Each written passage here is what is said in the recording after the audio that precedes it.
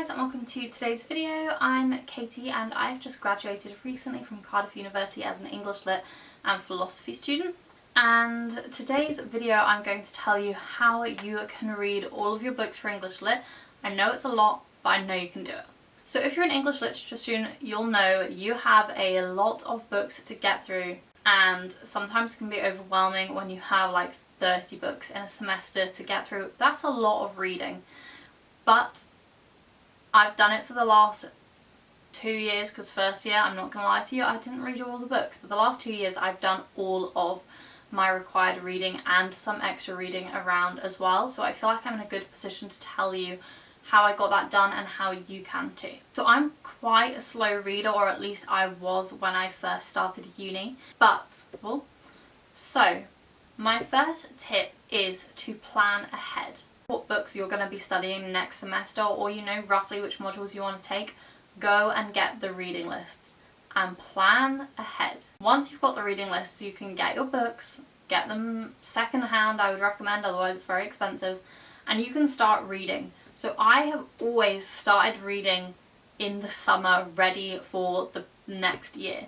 So I'll have read books in the summer that I won't be studying until January or April or May. And that is my top tip, is to plan ahead and get reading as soon as possible.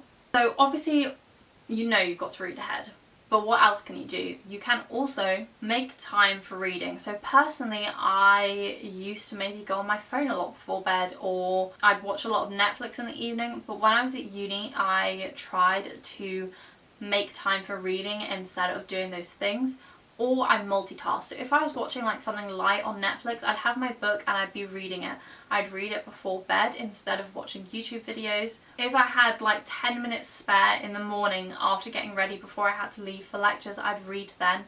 I would read in between lectures, like if you've got one lecture at 10 and then you have an hour break, then you've got another one at 12. Take a book and read it then. Don't just like sit around doing nothing, playing on your phone for an hour.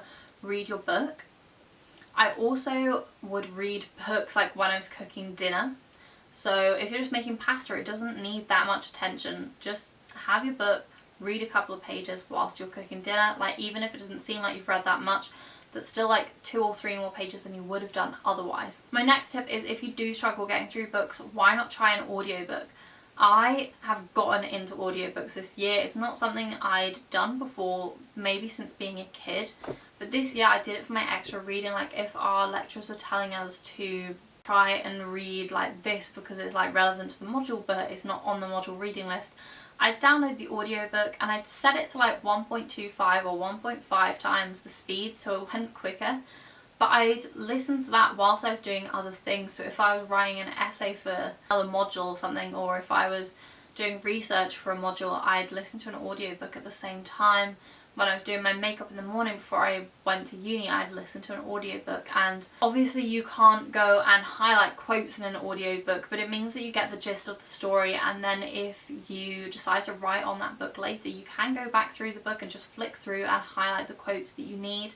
And it's just a way that you can multitask and do something. Like I'd even listen to an audiobook instead of music in my car. So like if I was driving to my grandparents' house, which was like an hour away from uni, I'd maybe listen to an audiobook on the way there and on the way back. Another tip is, if you vaguely know which question you want to write on and you know which books you want to write on, the other books don't need that much attention. Even if you do want to read them, you don't need to sit there with a highlighter going through. I found I slow down when I'm reading for analysis, which is what I do when I'm reading for a book that I want to write an essay on, whereas you don't have to do that for a book that you're just reading so that you can learn about it. You can just skim through it, like read it as a book for enjoyment rather than for academics, if that makes sense. These are my top tips on how to get through your reading at uni. I hope those are helpful in some way. That is how I did it, and the last 2 years I have read everything on my reading lists. Just a lot of books. It is a lot of books.